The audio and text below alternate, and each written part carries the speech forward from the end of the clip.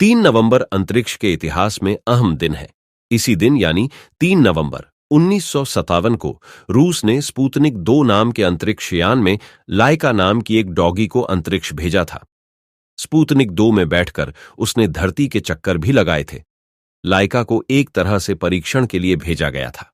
इस मिशन का एक मकसद यह जानना था कि अंतरिक्ष में किसी इंसान को भेजना कितना सुरक्षित है और वहां की स्थिति कैसी है।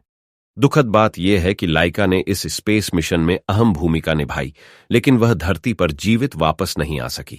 आइए इस मिशन और लाइका से जुड़ी कुछ खास बातें हम जानते हैं। यह एक ऐसा सुइसाइड मिशन था जो मानवता के लिए बड़ा बलिदान साबित हुआ।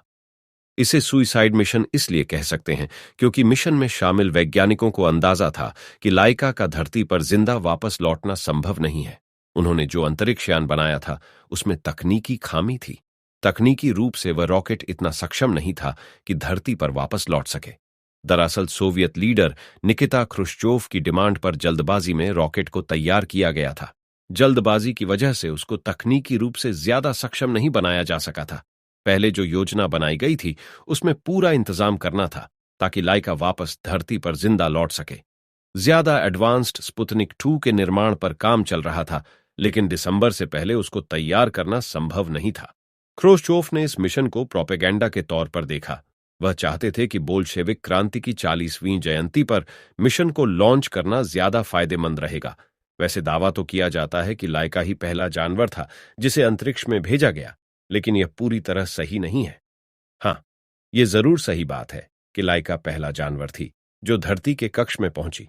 पहले जिन जानवरों को भेजा गया था उनको धरती के कक्ष में नहीं भेजा गया था।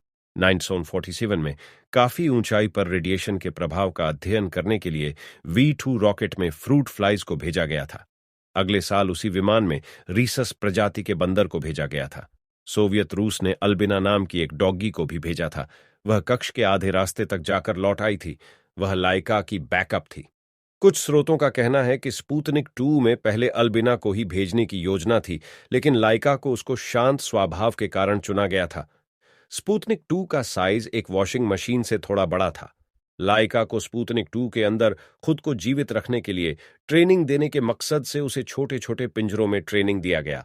लाइका को अंतरिक्ष मिशन पर जाने से पहले पूरा प्यार दिया गया। उसे अपने घर पर लाया गया ताकि वह अपने बच्चों के साथ खेल सके। मिशन पर रवाना होने से पहले टीम ने उसको गुड बाय कहा और उसके नाक को चूमा। अंतरिक्ष में स्पुतनिक 2 की लॉन्चिंग के समय लाइका बहुत डरी हुई थी। उसके दिल की धड़कन और सांसें सामान्य से 3 से 4 गुना ज्यादा तेज चलने लगी। उसे समझ में नहीं आ रहा था कि क्या हो रहा है। करीब 3 घंटे बाद उसकी हालत सामान्य पर लौटी। लाइका की मौत का असल कारण लोगों से छिपाया गया था। लोगों के बीच इसको लेकर तरह तरह की अफवाहें फैल गई थीं।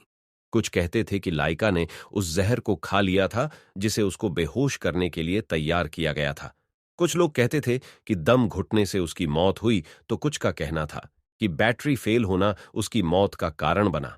असल कारण 2002 में सामने आया जब सोवियत वैज्ञानिक दिमित्री मालाशेनकोव ने वर्ल्ड स्पेस कांग्रेस में सच्चाई से पर्दा हटाया।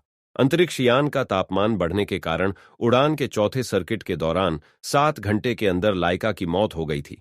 चूंकि अंतरिक्ष यान को जल्दी में बनाया गया था, इसलिए उसमें तापमान नियंत्रण प्रणाली सही से लगाई नहीं जा सकी थी, जिस वजह से सिस्टम फेल हो गया। स्पुतनिक 2 गर्म से गर्म होता गया और 100 डिग्री फ़ारेनहाइट तापमान को पार कर गया। अंतरिक्ष यान के अंदर का तापमान काफी बढ़ने के बाद एक बार फिर लाइका भयभीत हो गई और फिर वैज्ञानिकों ने उसकी धड़कन को तेज से तेज होते सुना। अंत में उन्होंने उसकी धड़कन को शांत होते सुना।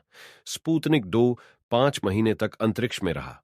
14 अप्रैल 1958 को जब वह धरती पर लौटने लगा तो विस्फोट के बाद लाइका के अवशेषों के साथ टुकड़ों में बंट गया।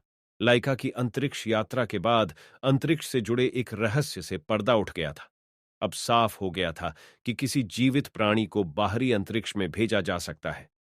वैज्ञानिकों की समझ में आ गया कि पूरी तैयारी के साथ अगर भेजा जाए तो फिर अंतरिक्ष में जिंदा रहना भी मुश्किल नहीं है।